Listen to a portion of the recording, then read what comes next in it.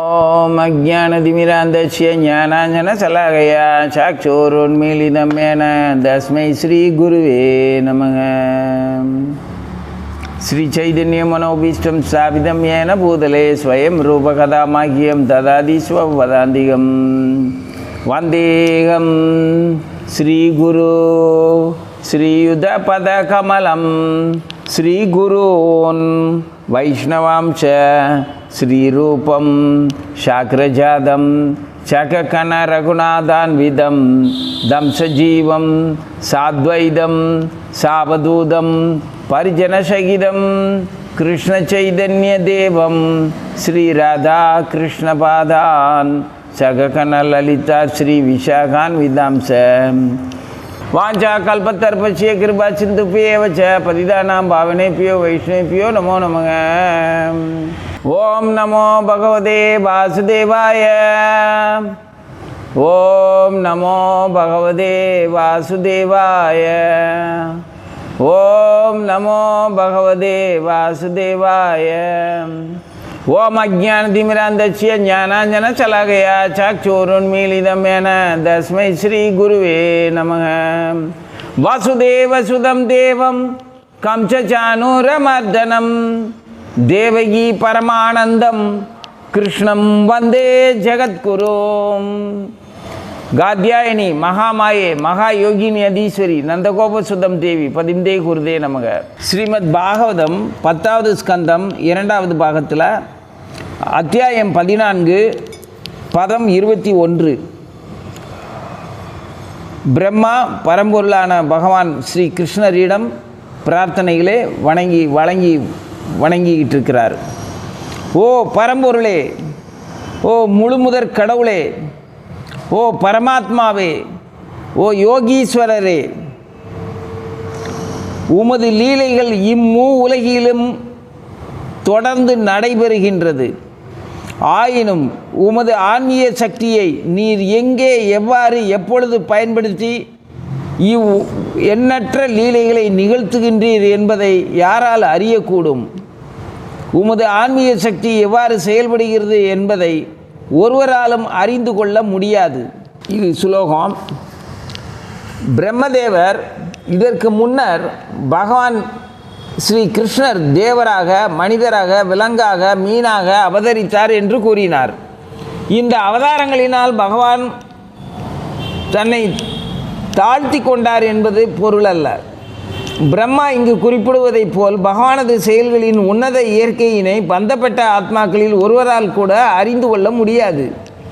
அவற்றை பகவான் தனது ஆன்மீக சக்தியின் மூலம் நிகழ்த்துகின்றார். பகவான் பூமன், அதாவது மிகச்சிறந்தவராக இருந்த போதிலும் அவர் தனது உறைவிடத்தில் அன்பு லீலைகளை நடத்தி கொண்டிருக்கும் பரம எழில்மிக்க பகவானாகவே இருக்கின்றார். அதே சமயம் அவர் எங்கும் வியாபித்திருக்கும் பரமாத்மாவாகவும் இருக்கின்றார். இந்த பரமாத்மாவே பந்தப்பட்ட ஆத்மாக்களின் செயல்களுக்கு அனுமதி அளிப்பவர்களாகவும் சாட்சியாகவும் இருக்கின்றார். யோகேஸ்வர எனும் வார்த்தையினால் பகவானின் பல்வகை அடையாளங்கள் விளக்கப்படுகின்றது. முழு மெய்ப்பொருளே யோக சக்திகள் அனைத்திற்கும் தலைவராவார். அவர் ஒருவராகவும் உயர்ந்தவராகவும் இருந்த போதிலும் அவர் தனது சிறப்பினை வளத்தினையும் பல்வேறு வழிகளில் வெளிப்படுத்துகின்றார். இதுபோன்ற உயர்ந்த ஆன்மீக விஷயங்களை முன்பே தங்களை முக்கியத்துவமற்ற பௌதிக உடலுடன் அடையாளம் கண்டிருக்கும் மூடர்களால் ஒருபோதும் அறிந்து கொள்ள முடியாது. நாத்திக விஞ்ஞானிகளான பந்தப்பட்ட ஆத்மாக்கள் தமது கர்வ புத்தியினை மிகவும் உயர்வாக கருதுகின்றனர். எளிதில் ஏமாற்றத்திற்கு ஆளாகும் தமது உறுதியான நம்பிக்கையை அவர்கள் பௌதிக மாயையில் வைத்து ஜட இயற்கை குணங்களால் பீடிக்கப்பட்டு கடவுளின் ஞானத்தில் இருந்து வெகு தூரத்திற்கு விரட்டி அடிக்கப்படுகின்றனர். பக்தி வேதாந்த சுவாமி பிரபுபாதாவுடைய பொருளுரை இது. அவர் குறிப்பிடுற அந்த நாத்திய விஞ்ஞானிகள்ங்கிறவங்க பௌதிக உலகத்தில் சிறந்த கல்விமான்களாகவும் செல்வந்தர்களாகவும் உயர் அந்தஸ்து அரசு உயர் அதிகாரிகளாகவும் மக்களால் போற்றப்படக்கூடிய உயர்ந்த தலைவர்களாகவும் இருக்கிறவங்க. இந்த சராசரி பொதுமக்கள் வணக்கத்துக்குரிய அந்த பெரிய மனுஷங்க தங்களை மேதாவிகளாக, கெட்டிக்காரர்களாக, சிறந்தவர்களாக, மனிதர்களை வாழ வைக்கும் அந்தஸ்து உள்ள ஒரு அதிகாரிகளாக தங்களை தாங்களே கற்பனை பண்ணிக்கிட்டு கடவுளுங்கிற விஷயத்தை பற்றிய கருத்தில் இவர் பிரபுபாதா சொன்ன மாதிரி இருக்கிறாங்க. எந்த மாதிரி? கடவுளுங்கிற ஒரு விஷயத்தை பற்றிய அறிவே இல்லாமல் எல்லா இயற்கையின் பேராற்றலும் நம்மளுடைய புத்தி திறமையும் தான் நான் இந்த உலகத்தையும் இந்த உலக மக்களையும் நான் பாதுகாக்கிறேன், வாழ வைக்கிறேன் அப்படிங்கிற எண்ணத்தில் இருக்கிறவங்கள இப்படி சொல்கிறாரு. இப்போ நாம் சந்திக்கிறவங்க எல்லாம் பிரபுபாதா பக்திவேதாந்த சுவாமி அவங்க அந்த மாதிரி ஆட்களை சந்தித்தாங்க. அந்த உயர் அதிகாரிகளையும் அறிவும் செல்வமும் இருக்கிறவங்களையும். இன்றைக்கும் அவருடைய பக்தர்கள், அவர்கிட்ட சரணடைந்த பக்தர்கள் எல்லாருமே அந்த மாதிரி உயர் வகுப்பை சேர்ந்த உயர் அந்தஸ்தில் வாழ்ந்தவர்கள் தான். சைதன்ய மகாபிரபுடைய விருப்பத்தின்படி அவங்கள அந்த மாதிரி உயர்நிலையில் இருக்கிற அந்த மிலேச்சர்களை, மேற்கத்திய நாடுகளில் வசிக்கக்கூடிய அந்த மிலேச்சர்களை, அவர்களை உயர்வாக கருதின நம்ம மக்களுக்காக, அந்த மிலேச்சர்களை திருத்துறதுக்காக மகாபிரபுடைய விருப்பத்தின்படி பக்தி சித்தாந்த சரஸ்வதி தாகூர் அவர்கள் பக்தி வேதாந்த சுவாமி பிரபுபாதாவை வெளிநாட்டுக்கு அனுப்பி வச்சுருந்தாங்க. அந்த மேலை நாட்டு மக்களை அவங்கள திருத்தினா நம்ம மக்களும், அதாவது சராசரி பாமரர்களும் அவர்களை பார்த்து அவர்களே அப்படி பகவான் கிருஷ்ணருக்கு சரணடைந்திருக்கிறார்கள், நாமளும் கிருஷ்ணரை வணங்குவோம் அப்படின்னு இந்த பாமரர்களும் வருவார்கள் அப்படிங்கிற எண்ணத்தில் தான் பக்தி சித்தாந்த சரஸ்வதி தாகூர் மகாராஜ் பிரபுபாதா இந்த பக்தி வேதாந்த சுவாமியை அனுப்பி வச்சுருந்தார். அதுபடி பக்தி வேதாந்த சுவாமி அவங்கள போய் ஜெகநாதர் கிருஷ்ணருக்கு சரணடைய வச்சிட்டார். அவங்களால விலங்குகளை போல புணர்வதும் வாழ்வதுமாக தெரிஞ்ச அந்த உயர் வகுப்பினர்னு சொல்லிக்கிட்டு இருக்கிற அந்த மிலேச்சர்களை பக்தி வேதாந்த சுவாமி அவர்கள் திருத்தி கிருஷ்ணருடைய உண்மையை உணர வச்சிட்டார். அப்படி தெரிஞ்சதுனால அங்கே இருக்கிற பாமரர்களும் நமது மக்களும் கூட அவர்களைப் போலவே தங்களையும் கிருஷ்ணருடைய அந்த ஹரிநாம சங்கீர்த்தனத்தில் பங்கேற்று தங்களை காப்பாற்றி கொண்டார்கள். இதுக்கு சைதன்ய மகாபுருடைய பூரண அனுக்கிரகம், அந்த கருணையினால் இந்த நிகழ்ச்சி இவ்வாறு நிறைவேறிடுச்சு. அதை வச்சு தான் பக்தி வேதாந்த சுவாமி இந்த பெரியவங்களை கண்டித்து சொல்கிறார். இவங்க மாயையினால் கவரப்பட்டவர்கள், இவர்களை அவர்களுடைய அந்த மாயையை அவர்களை துரத்தி அடிச்சிடும், கடவுள் விஞ்ஞானத்திலிருந்து அவங்க விலகி போகிற மாதிரி ஆயிரும் அப்படின்னு கண்டிக்கிறதுனால அவங்க திருந்திட்டாங்க. கடவுளுங்கிற விஞ்ஞானத்தில் அவங்களால் துரத்தி அடிக்கப்படுவார்கள்னு பிரபுபாதா சொன்ன உடனே அவன் யோசித்தான், யாராலையும் நம்ம விரட்டி அடிக்கப்படக்கூடாது அப்படிங்கிற அந்த தெய்வீக ஞானம் நம்மளை கைவிடக்கூடாதுங்கிறத எச்சரிக்கையாக இருந்து தெய்வீக ஞானத்துக்குள்ளே வந்துட்டாங்க. இங்கே நம்ம மக்களில் பெரும்பாலும் அவர்களை பார்த்து மேல்நாட்டு மக்களும் உயர் வகுப்பினரும் கூட ஹரே கிருஷ்ணாவில் சேர்ந்துருக்காங்க, நம்மளும் சேருவோம்னு இங்கே அசூயை இல்லாத, பொறாமை இல்லாத, ஓரளவு கல்வியும் நற்குடி பிறப்பும் இருக்கிறவர்கள் இந்த ஹரே கிருஷ்ணா சங்கீர்த்தன இயக்கத்தில் சேர்ந்துக்கிட்டாங்க. ஆனால் துரதிர்ஷ்டவசமாக இந்த ஹரே கிருஷ்ணாவை பார்த்து ஏக்கமும் கவலையும் பொறாமையும் நிறைந்தவர்கள் தங்களுடைய அவலமான மிக மோசமான வாழ்க்கை முறையில் தன்னுடைய சாதாரண பசி தாகத்தை கூட நிறைவேற்றி கொள்ள முடியாத துரதிர்ஷ்டசாலிகள் அரும்பாடுபட்டு தன்னுடைய உடலாலையும் மனதாலையும் காலத்தினாலேயும் தட்பவெப்பங்கள்னாலேயும் சுற்றி இருக்கக்கூடிய மனிதர்களாலேயும் அவர்களுடைய ஒழுக்கக்கேட்டினாலேயும் அடி வாங்கிக்கிட்டே கேவலமான மோசமான ஒரு வாழ்க்கை நிலையில் இருந்துக்கிட்டு வியாதியாலேயும் வறுமையினாலேயும் தன்னுடைய மனக்கோளாறுனாலேயும் தங்களுடைய சாதாரண உண்ணுதல், உறங்குதல், உறவு கொள்ளுதல், தற்காத்து கொள்ளுதல்ங்கிற அந்த 4 விஷயம், தூங்குறதுக்கு இடமில்லை, சாப்பிட்றதுக்கு இடமில்லை, கழிக்கிறதுக்கு இடமில்லை, எல்லாத்துக்குமே போராடி வாழ்நாள் முழுவதுமே இந்த சராசரி தேவைகளை தீர்த்து கொள்றதுக்கே பெரும்பாடுபடுற இந்த துரதிர்ஷ்டசாலிகள் ஹரே கிருஷ்ணா இயக்கத்தை பார்த்து பொறாமையும் ஆத்திரமும் கோபமும் வெறுப்பும் வளர்த்துக்கிறாங்க தங்களுக்குள்ளேயே. அவங்க மட்டும் சௌக்கியமாக இருக்காங்க அப்படின்னு, அது பொறுப்பில்லாத வாழ்க்கை அப்படின்னு பழிச்சு வேற பேசுறது. இந்த மாதிரி இருக்கிறவங்களை யார் காப்பாற்றுறது? இவங்களுக்கு கிருஷ்ணருடைய கருணை எப்படி கிடைக்கும்? அப்போ ஆதியிலிருந்தே இந்த ஆன்மீக வாழ்க்கைங்கிறது யாருக்கு உள்ளதாக இருக்குது? ஏன் இந்த சராசரி இந்த பாமரர்களுக்கு கிடையாதா?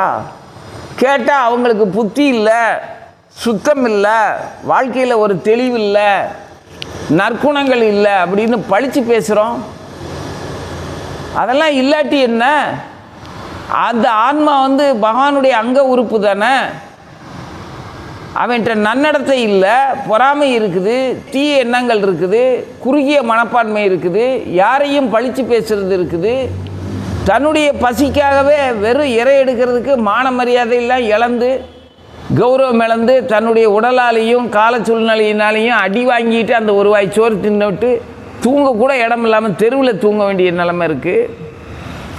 இந்த உழைப்புக்கும் பிழைப்புக்குமே நான் வாழ்நாள் முழுவதுமே சரியாக போகுது. இந்த துரதிர்ஷ்டசாலிகளை அவனுக்குள்ளே இருக்கக்கூடிய பரமாத்மா பரம சாட்சியாகவும் அவனுடைய செயல்களுக்கு அனுமதி அளிப்பவராகவும் இருக்கிறார்னா, யோகீஸ்வரனாக இருக்கிறாருன்னு பிரம்மா பகவான்கிட்டயே சொல்கிறாரு, நீதான்டா யோகீஸ்வரன், நீதான் பரமபுருஷர், நீதான் பரமாத்மா, நீதான் முழுமுதற் கடவுள் அப்படின்னு சொல்கிறாரு. ஏன் பரம்பொருளேங்கிறாரு, ஏன் பரமாத்மாங்கிறாரு, நீதான் முழுமுதற் கடவுள், யோகீஸ்வரன் வேற சொல்கிறாரு.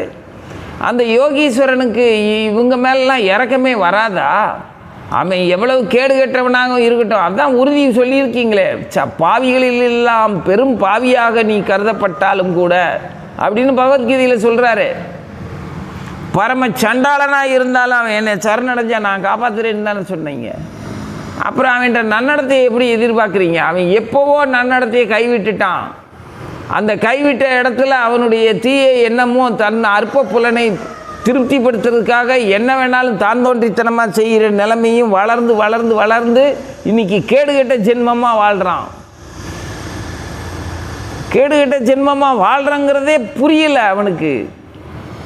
அவனை மாதிரியே ஒன்றுக்கும் உதவாத எதுவுமே தெரியாத இவனையெல்லாம் தனக்கு தலைவனாக வச்சுக்கிட்டு அவன் பின்னால் போயிட்டு இருக்கான். எல்லாருமே ஒருத்தரை ஒருத்தர் நல்லா ஏமாற்றிக்கிட்டு மூழ்கிக்கிட்டு இருக்கிறாங்க இருளுக்குள்ளே. இவங்களை எப்படி காப்பாற்றுவீங்க? இவங்க ஏன் நெருங்கி போனோம்னா ஹரே கிருஷ்ணா இயக்கத்து மேலே அவன் பொறாமையாகவும் காழ்ப்புணர்ச்சியிலையும் பழி சொல்கிறான். இவனுக்கு பிரச்சாரம் பண்ணுறதுக்குள்ளே மற்றபடி கடவுள் வேறு மாதிரி இருக்கிறார் அப்படின்னு சொல்லி விதவிதமாக கற்பனை பண்ணி இவனுடைய புலன் தீனிக்கு இற கொடுக்குற வேற இவனை ஏமாற்றுவான். சோத்துக்குள்ளே பணத்தை வச்சு விற்கிறவன் இங்கே சாப்பிடு, எங்கள் சாமியெல்லாம் அதை சாப்பிட்றத தான் நல்லா கொடுப்பார், வரம் கொடுப்பார், வா அப்படின்னு சொல்லி கூப்பிட்றான். செருப்பு போட்டுக்கிட்டு போகலாம், கோயிலுக்குள்ளே கோட்டு சூட்டு போட்டு போகலாம், யாரை வேணாலும் எப்படி வேணாலும் கொஞ்சிக்கலாம். யாரோடையும் நாயையும் பூனையும் மாதிரி அது எப்படி தங்களுடைய இணை சேர்ந்து எப்படி வேணாலும் குட்டி போட்டுக்குதுகளோ அது மாதிரி அதுதான் வாழ்க்கை, அதுக்கு தான் கடவுள் அருள் அப்படின்னு சொல்லிட்டு அந்த இவங்களுடைய அறியாமைக்கும் இந்த புலன் வெறிக்கும் இற கொடுக்குற மாதிரியான ஒரு வாழ்க்கை முறையே அதுதான் ஆன்மீக வாழ்க்கைன்னு சொல்லி ஏமாற்றி கூட்டிகிட்டு போகிறவனு வேற இருக்கான். ஆக மொத்தத்தில் இறைவனுடைய சொத்தான இந்த ஆன்மாவை களவாடிட்டு போகிற கயவர்களும் தவறாக வழி நடத்துகிறவர்களும் கடவுள் மேலேயே பொறாமையும் வெறுப்பும் அதிகமாக வளர்த்து விட்டு தங்களை இந்த பாமரர்களை தங்களுக்கு அடிமையாகவும் வச்சுக்கிறதுக்கான நயவஞ்சகர்கள்ட்டையும் மாட்டிக்கிட்டு முழிக்கிறவன. சரி, அப்படி யாருக்கிட்டேயுமே போகலை, கிருஷ்ணர்கிட்டயே இருக்கோம்னாலும் அன்றாட பிழைப்புக்கு ஒருவேளை சோத்துக்கும் ஒரு இடத்துல துண்டை விரித்து படுத்து தூங்கி எந்திக்கிறதுக்கும் எவ்வளவு கஷ்டப்படுறான், வாழ்நாள் பூரா கஷ்டப்படுறான். இதில் பெருமைக்கு வேற பொண்ணு பொருளை சேர்க்கணும், வீடு வாசல் வேணும், கல்வியை கொடுக்கணும் பிள்ளைகளுக்கு அப்படின்னு அதில் வேற போராட்டம். அந்த பொன்பொருள் சேர்க்கை எதுக்கு? பொண்ணை கட்டி கொடுக்கணும், பையனுக்கு அவனுக்கு கல்விக்கு செலவு பண்ணணும், அவனை நல்ல அந்தஸ்துள்ள கல்விமானம் ஆக்கணும். நோக்கமெல்லாம் சரித்தா பொண்ணோட பொண்ணையும் சேர்த்து கொடுக்க வேண்டியது இருக்குது. இங்கே கல்வி தரத்தில் ஒருத்தனை உயர்த்திடுறதும் எதுக்கு அப்படின்னா, அவனுக்கும் ஒரு பொண்ணோட பொண்ணை சேர்த்து தங்கமும் பொண்ணையும் அவனுக்கு வாங்கணும்ல. அதுக்கு பொம்பளை பிள்ளை இருந்ததுன்னா அதுக்கு அந்த பிள்ளைக்கு தங்கத்தை கொடுத்து இன்னொருத்தன்ட்ட ஒப்படைக்கணும். பையன் வச்சுருந்தா அவனுக்கு கல்வியை கொடுத்து அவனுக்கு இன்னொரு இடத்துல பொண்ணையும் அவன் தங்கத்தையும் சேர்த்து வாங்கிட்டு வந்து இவனுக்கு கொடுக்கணும். ஆக மொத்தத்தில் விஷயம் என்னன்னு பார்த்தா, இந்த அரும்பாடுபடுற கல்விக்கும் பொண்ணுக்கும் ஜட உலக லாபத்துக்கும் பாடுபடுறது எல்லாமே எதுக்கு அப்படின்னா, எதிர்வாழ் இனத்தோட இணை சேர்த்து விடுவதற்கும் இன்னொரு இனப்பெருக்கத்துக்குமான வம்ச விருத்திங்கிற பேரில் இனப்பெருக்கத்துக்குமான ஒரு வாழ்க்கை முறை வாழ்ந்துக்கோ. இங்கே ராஜ்ய பரிபாலனம் இதுக்கு மதத்தின் பேராலையும் இனத்தின் பேராலையும் எல்லா போராட்டங்களுக்கும் இடையில கடவுளை தேடுறத பற்றிய அக்கறையே இல்லாமல் இந்த சரீரத்துக்கு தேவையான விஷயங்களுக்கே பாடுபடுறதுக்கே நேரம் சரியாக போகுது. அப்படியே கடவுள் பக்கம் திரும்பினா எந்த கடவுள் அப்படிங்கிறதுல குழப்பம். ஏதோ ஒரு கடவுள் அப்படின்னு சொல்லி அங்கிட்டு போனால் அந்த கடவுளின் பேரால் அங்கே இருக்கிற தந்திர நரிகிட்ட மாட்டிக்கிட்டு பழையபடி தன்னுடைய இந்த சுகபோக வாழ்க்கைக்கு இயங்கிக்கிட்டே கிடந்து நிறைவேறாமலே செத்து போக வேண்டியது. அல்லது நிறைவேறியாச்சு, நான் இப்போ சௌக்கியமாக இருக்கேன், பாதுகாப்பாக இருக்கேன், எனக்கு எல்லா இந்த புலன் இன்பங்களையும் கடவுள் கொடுத்துட்டாரு அப்படின்னு நம்பி ஒழுக்கங்கட்ட ஒரு வாழ்க்கையை வாழ்ந்துட்டு புனந்தின்னி வாழ்க்கையை வாழ்ந்துட்டு திருப்தியாக என்னை கடவுள் வாழ வச்சுட்டாருன்னு அந்த பொய்யான கடவுள் பொய்யான குரு மார்க்கத்தில் போய் தங்களை இன்னொரு பிறவியில் இன்னொன்றுக்கு தன்னுடைய சரீரத்தை இரையாக்கிறதுக்குன்னே பிறக்க வேண்டியது இருக்கும். இப்படியே சுற்றிக்கிட்டு இருக்க வேண்டியது. ஆக மொத்தத்தில் இறைவனை பற்றிய உணர்வு பக்கத்திலேயே இருந்தாலும் தங்களுடைய சொந்த அபிலாஷையினாலேயும் அபிப்பிராயங்களாலேயும் மற்றவர்கள் மேலே இருக்கக்கூடிய பொறாமை ஏக்கம் அந்த காழ்ப்புணர்ச்சியினாலேயும் தன் புலன்களோட வலிமையை நிறைவேற்றிக்கிறதுக்காக அதை திருப்திப்படுத்துறதுக்காக கேவலமான எந்த ஒரு நிலைக்கும் தான் இழிவடைகிறதுக்கும் தயாராக இருக்கிற நிலைமை வாழ்க்கை எப்படி வந்துச்சு?